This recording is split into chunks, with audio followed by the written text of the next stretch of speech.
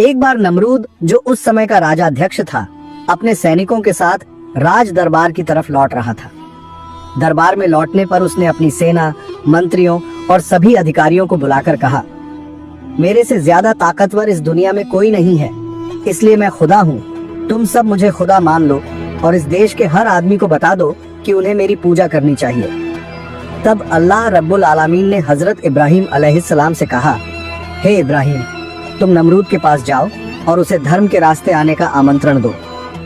अल्लाह रब्बुल आलमीन के इस आदेश को पाकर हजरत इब्राहिम अलैहिस्सलाम नमरूद के पास गए और बोले, हे नमरूद, मैं अल्लाह रब्बुल आलमीन के हुक्म से यहाँ आया हूँ। तुम मान लो कि अल्लाह एक है, निराकार और सर्वशक्तिमान है और वह पूरे ब्रह्मांड का पालनहार है। इसलिए तुम अल्लाह ताला पर ईमान लाओ और यह पढ़ो, ला इलाहा इल्लल्लाह इब्राहिम खलीलुल्लाह, अल्लाह के सिवा कोई माबूद नहीं और इब्राहिम उनके दोस्त हैं। यह सुनकर नमरूद बोला, हे इब्राहिम, इस दुनिया का बादशाह तो मैं हूँ, मैं फिर और किसे मालिक मानूं? हे इब्राहिम, तुम्हारे रब अल्लाह की मुझे कोई जरूरत नहीं, मैं खुद ही तो खुदा हूँ।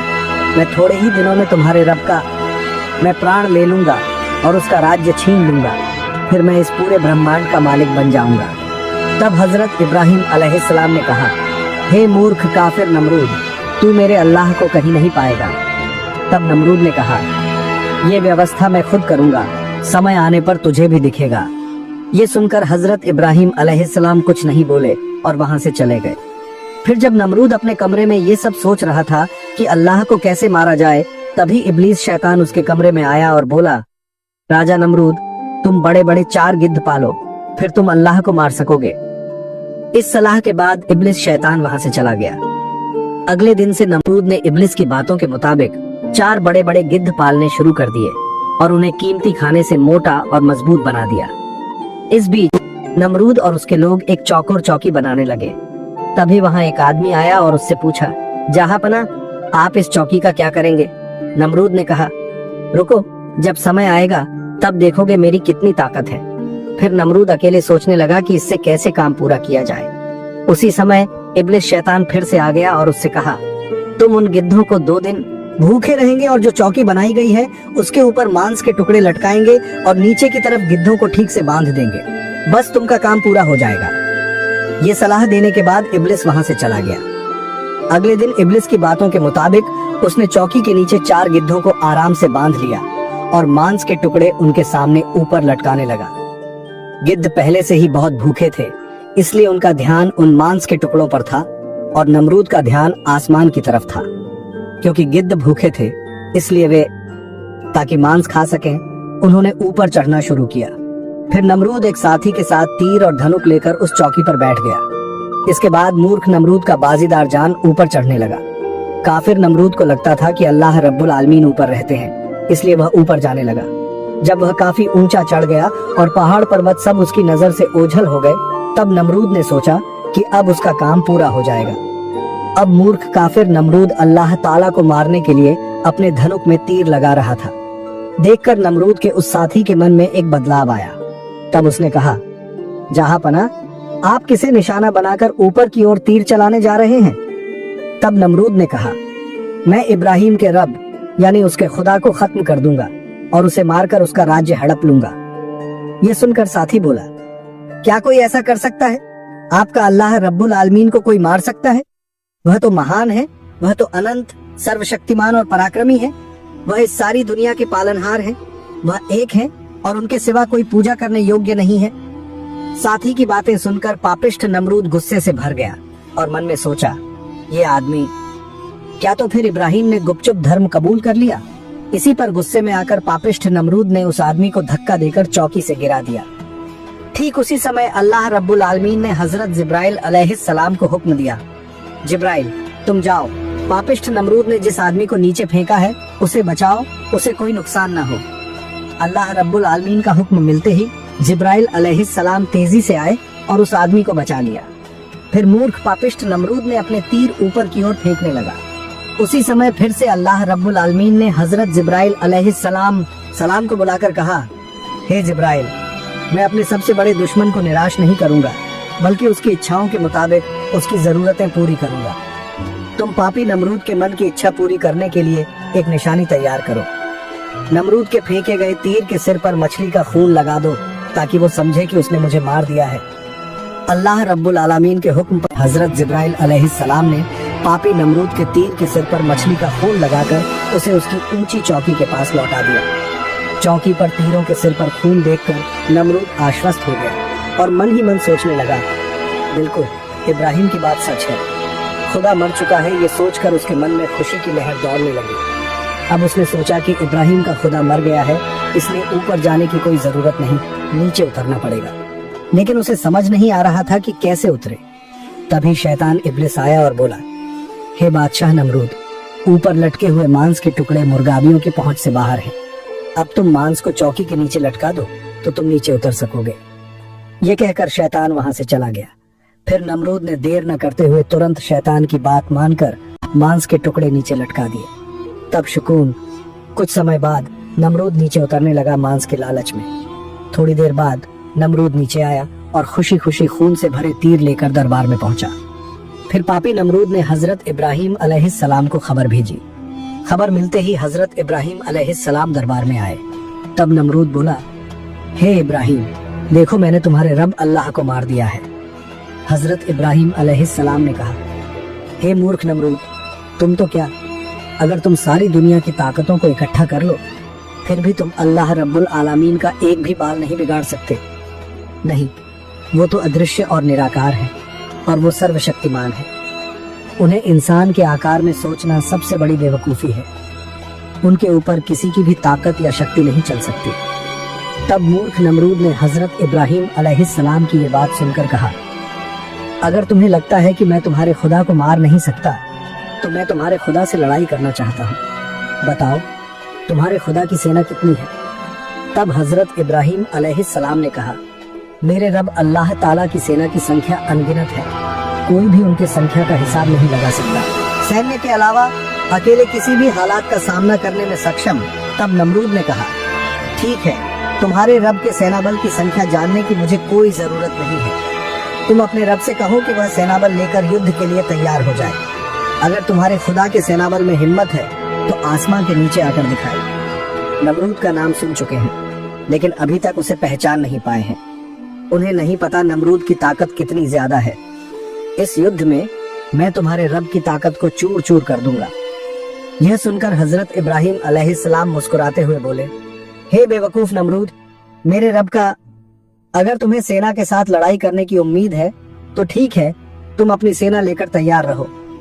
तब नमरूद ने कहा, ठीक है, मैं अपनी सेना लेकर तैयार हो रहा हूँ, तुम अपने रब की सेना को तैयार होने के लिए कहो। हजरत इब्राहिम अलैहिस्सलाम ने कहा, अल्लाह ताला की सेना हमेशा तैयार रहती है। यह कहने के बाद हजरत इब्राहिम अलैहिस्सलाम वहां से चले गए। फिर नमरूद ने अपनी सेना से कहा, इब्राहिम के खुदा की सेना के साथ लड़ाई के लिए तैयार हो जाओ। अगले दिन से नमरूद की सेना युद्ध के लिए तैयारी करने लगी। चारों तरफ युद्ध की तैयारी शुरू हो गई। युद्ध के लिए सभी तरह के हथियार और तलवारें इकट्ठी की जाने लगी। इसके अलावा नमरूद के मित्र राज्यों को आदेश दिया गया कि वे अपने अपने सैनिकों के साथ तुरंत बाबिल की ओर रवाना हो। साथ ही उन्हें बताया गया कि एक बहुत ही शक्तिशाली सेना इसके साथ गंभीर लड़ाई में शामिल होने वाली है। यह निर्देश पाकर वफादार राजाओं ने अपने सभी सैनिक भेज दिए और सब बाबिल की ओर इकट्ठा हो गए। फिर हजरत इब्राहिम अलैहिस्सलाम ने यह दृश्य देखा और हे अल्लाह रब्बुल आलमीन, आपके पास दुआ करता हूँ, आप तो सब कुछ देख रहे हैं और सब कुछ जानते हैं, आपसे कोई बात छुपी नहीं है। बादशाह नमरूद अपनी सीमाओं से बाहर निकल गया है। उसके अहंकार की कोई सीमा नहीं रह गई है। वो खुद को खुदा समझने लगा है। अगर उसका अहंकार नहीं तोड़ा गया और उसे उचित सजा नहीं दी गई तो आम लोग बहुत भ्रम में पड़ जाएंगे और कई लोग अपना ईमान खो देंगे, सच्चे धर्म के अनुयायी नहीं रहेंगे। इस बारे में फैसला करने के लिए मैं आपके पास आया हूँ। हजरत जिब्राइल अलैहिस्सलाम ने कहा, हे जिब्राइल, तुम मेरे दोस्त इब्राहिम अलैहिस्सलाम को खुशखबरी दो ताकि वो कोई चिंता न करे। ये सुनकर हजरत जिब्राइल अलैहिस्सलाम हजरत इब्राहिम अलैहिस्सलाम के पास पहुँचे और बोले, हे अल्लाह के नबी, आपको चिंता करने की कोई जरूरत नहीं है। महान अल्लाह ने आपको खुशखबरी दी है। पापी नमरूद के चैलेंज के सामने आपको शर्मिंदा नहीं होना चाहिए। बहुत जल्द अल्लाह ताला पापी नमरूद को सजा देंगे। ये कहकर जिब्राइल अलैहिस्सलाम वहां से चले गए। फिर हजरत इब्राहिम अलैहिस्सलाम ने अल्लाह का शुक्रिया अदा किया। कभी किसी की तबाही की कामना नहीं की जाती। इसलिए इब्राहिम अलैहिस्सलाम आखिरी बार नमरूद के पास गए और बोले, हे नमरूद, क्या तुमने सोचा है कि तुम किसके खिलाफ लड़ने जा रहे हो? मैं और पूरी दुनिया उस पर निर्भर है जो हमारी सभी जरूरतों का प्रोवाइडर है और जो हर ताकत का मालिक है। उसकी ताकत इतनी अनंत और इतनी विशाल है कि वह बिना किसी तैयारी के कभी भी पूरी दुनिया को खत्म कर सकता है। तुम उसके खिलाफ कैसे लड़ सकते हो? यह तो बेवकूफी है। मैं तुम्हें आखिरी बार अल्लाह रब्बुल आलमीन पर विश्वास करने के लिए बुला रहा हूँ। सुनकर नमरूद ने कहा, हे इब्राहिम, मेरी इस थोड़ी सी तैयारी देखकर तुम डर कर ये बातें कर रहे हो। हे इब्राहिम, तुम मेरे सामने अपने खुदा की बातें और मत करो। मैं पीछे हटने वाला नहीं हूँ। क्या मैं तुम्हारी ये बातें सुनकर युद्ध रोक दूंगा? कभी नहीं। इसलिए जाओ, तुम अपने खुदा की सेना लेकर युद्ध के लिए तैयार हो जाओ। नमरूद की ऐसी बातें सुनकर हजरत इब्राहिम अलैहिस्सलाम बहुत दुखी हुए और वहां से चले गए। फिर हजरत इब्राहिम अलैहिस्सलाम अल्लाह रब्बुल आलमीन से दुआ की, हे महान अल्लाह, मैं नमरूद को सही रास्ते पर लाने की दुआ करता हूँ। मैंने कोशिश करने में कोई कमी नहीं रखी, लेकिन चाहे मैं जितनी भी कोशिश करूँ, वो तुम्हें कमजोर समझता है और खुद को बहुत मजबूत मानता है। इसीलिए नमरूद को छोड़कर कोई और रास्ता नहीं है। ये दुआ करते ही अल्लाह की तरफ से वाही के जरिए पूछा गया, हे मेरे दोस्त इब्राहिम, तुम बताओ नमरूद के लिए किस तरह की सजा तय करूं और किस तरह के सैनिक भेजूं? हजरत इब्राहिम अलैहिस्सलाम ने कहा, हे अल्लाह रब्बुल आलमीन, नमरूद चाहे जितना भी कहे, तुम्हारी एक आज्ञा से उसका सब कुछ नष्ट हो जाएगा। इसलिए मैं यही चाहता हूँ और मेरा इच्छा है कि अल्लाह रब्बुल आलमीन नमरूद और उसकी सेना को सबसे छोटे जीव मच्छर से नष्ट कर दे। अल्लाह ने यह दुआ कबूल कर ली। इसके 3 दिन बाद नमरूद अपनी विशाल सेना लेकर अल्लाह के खिलाफ जंग करने के लिए युद्ध के मैदान में आया। उन्होंने युद्ध करने के लिए काफी देर तक इंतजार किया। जब देखा कि कोई नहीं आ रहा तो नमरूद बोला, मेरी सेना तो पहले से तैयार है, लेकिन इब्राहिम के भगवान की सेना कहाँ है?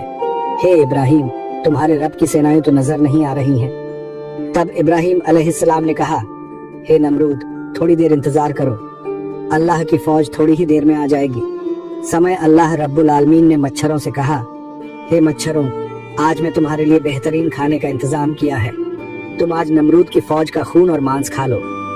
अल्लाह रब्बुल आलमीन के हुक्म पर सारे मच्छर इकट्ठा होकर पूर्व दिशा से झुंड बनाकर उड़ने लगे। यह नजारा देखकर हजरत इब्राहिम अलैहिस्सलाम ने कहा, देखो, मेरे अल्लाह रब्बुल आलमीन की फौज आ रही है। तब नमरूद और उसकी फौज ने देखा कि आसमान जैसे काला हो गया है, मेघों ने छा लिया है, लगता है अब बारिश होगी। लेकिन कुछ ही देर में मच्छरों का झुंड उनके पास आने लगा। मच्छरों की गुनगुन आवाज बहुत तेज और डरावनी हो गई। तब नमरूद बोला, तुम लोग युद्ध के लिए नाकाटा बजाओ, युद्ध के लिए तलवार लेकर आगे बढ़ो। जब नमरूद की सेना थोड़ी आगे बढ़ी, तब मच्छरों का झुंड एक जोरदार गुनगुनाते हुए हर एक सैनिक पर झपट पड़ा। उनके सिर से लेकर पूरे शरीर पर डंक मारने लगे। एक सैनिक को कितने सारे मच्छरों ने काटा, इसका कोई हिसाब नहीं। मच्छर पूरे शरीर पर इस तरह से सैनिकों के काटने पर वो तलवारें फेंक कर दौड़ने लगे। यहाँ तक कि मच्छर नमरूद की सेना के नथुने से होते हुए उनके मस्तिष्क में घुसने लगे। जहर की पीड़ा में नमरूद की सेना तड़पने लगी और वो जोर से चिल्लाने लगे, लेकिन सुनने वाला वहां कोई नहीं था। आखिरकार नमरूद की सेना इस तरह मरी कि उनके शरीर में सिर्फ हड्डियां बची। युद्ध के मैदान में सिर्फ हड्डियां ही हड्डियां थी। ये दृश्य देखकर नमरूद बहुत डर गया और अपनी जान की आशा में वो दौड़कर भागने लगा। दौड़ते दौड़ते वो राजमहल पहुंच गया। नमरूद की बेगम के कमरे में छिप गई। बेगम ने पूछा, क्या हुआ, आपको ऐसा क्यों लग रहा है? तब नमरूद डरते हुए बोला, बेगम, नहीं जानता, कहां से एक भयानक और जहरीले मच्छरों की टोली आ गई है जो मेरी इतनी बड़ी सेना का खून खराबा कर गई है। अब तो बस जमीन पर कंकाल ही कंकाल पड़े हैं। ये देखकर मैं किसी तरह भागकर अपनी जान बचा पाया, नहीं तो अब तक मेरा खून, मांस और दिमाग सब खा चुके होते। मेरी हालत भी अब उनकी जैसी होती। ये कहते समय नमरूद थर-थर कांप रहा था और उसकी गला प्यास से सूख गया था। ऐसा लग रहा था जैसे उसकी सांसें रुकने वाली हों।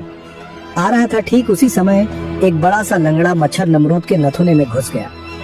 घुसते ही उसने काटना शुरू कर दिया, जिससे नमरूद असहनीय दर्द में चिल्लाने लगा। दर्द के कारण नमरूद अब इधर उधर भागने लगा। वो दर्द में बेचैन हो रहा था और पागलों की तरह फड़फड़ा रहा था। इस हालत से बचने का कोई रास्ता न पाकर नमरूद ने अपने जूते उतारकर अपने सिर पर मारना शुरू कर दिया और इससे उसे थोड़ी राहत मिली। नमरूद के सिर पर जूता मारते ही वो मच्छर काटना बंद कर दिया, जिससे नमरूद को थोड़ी राहत मिली। पाए लेकिन जब उसने अपने सिर पर जूता मारना बंद किया तो वो लंगड़ा मच्छर फिर से काटने लगा। नमरूद ने तब अपने जूते से अपने सिर पर मारना शुरू कर दिया। ये देखकर लंगड़ा मच्छर रुक गया। अगले दिन से नमरूद ने अपने सिर पर जूता मारने के लिए एक कर्मचारी रखा। उसे कहा गया कि वो हमेशा नमरूद के सिर पर जूता मारे। अगर नमरूद के सिर पर जूते के अलावा कुछ और मारता तो लंगड़ा मच्छर काटना बंद नहीं करता। ये ही जालिम पापिष्ठ नमरूद की सही सजा थी। तफसीरकारों के अनुसार इस तरह पापिष्ठ नमरूद कई सालों तक अपने सिर पर जूता पीटता रहा और लंगड़ा मच्छर उसके दिमाग में था। धमकाने के बाद कई सालों बाद नमरूद ने जूते से एक कर्मचारी को पीटना शुरू कर दिया था। वो नमरूद के सिर पर जूता मारते मारते थक गया था। आखिर कितनी देर तक जूते से पीटा जा सकता है? एक पल के लिए भी उसे जूता मारने से नहीं रोका जाता था। ऐसे में और कितनी बार सिर पर जूता मारा जा सकता है? अगर एक पल के लिए जूता मारना बंद कर दिया तो पापी नमरूद की चिल्लपों से चारों तरफ हंगामा हो जाता और नमरूद कर्मचारी को डांटने लगता। इससे कर्मचारी के मन में नमरूद के प्रति गुस्सा पैदा होता। एक दिन उस कर्मचारी ने नमरूद के सिर पर जूता मारते मारते कुछ देर के लिए रुक गया। तब नमरूद के रिश्तेदार सब मिलकर उस कर्मचारी को गालियां और अपमान कर रहे थे। तभी वो कर्मचारी गुस्से में आकर लकड़ी के चप्पल से नमरूद के सिर पर जोर से वार कर दिया। चप्पल के इस वार से नमरूद का सिर 2 टुकड़ों में बंट गया। वहां मौजूद सभी ने देखा कि नमरूद के सिर के अंदर का खून, मांस और दिमाग मच्छरों द्वारा छट कर लिया गया है। सिर के अंदर का मच्छर उड़ गया क्योंकि वो कोई आम मच्छर नहीं था, बल्कि ये अल्लाह की तरफ से पापी नमरूद के लिए एक सख्त सजा थी। और इस तरह अहंकारी पापी नमरूद हमेशा के लिए खत्म हो गया, जो दुनिया में अल्लाह के खिलाफ गया। जिन्होंने खुद को खुदा समझकर घमंड किया, उन पर जो भयानक सजा और कठिन आजाब आई है, उसे बयान करने का कोई तरीका नहीं है। इसलिए प्यारे दर्शकों, हमें इस घटना से सीख लेना चाहिए। जब तक हम इस दुनिया में हैं, हमें महान अल्लाह रब्बुल आलमीन का शुक्रिया अदा करना चाहिए और पापों से बचना चाहिए, घमंड से दूर रहना चाहिए, क्योंकि घमंड करने की शक्ति हमारे जैसे मामूली इंसानों के लिए शोभा नहीं देती। सारी तारीफ तो उसी महान अल्लाह रब्बुल आलमीन की है जो पूरे ब्रह्मांड का पालनहार है। हम उस अल्लाह रब्बुल आलमीन से मदद मांगेंगे। सबको सही रास्ते पर चलने की तौफीक दे।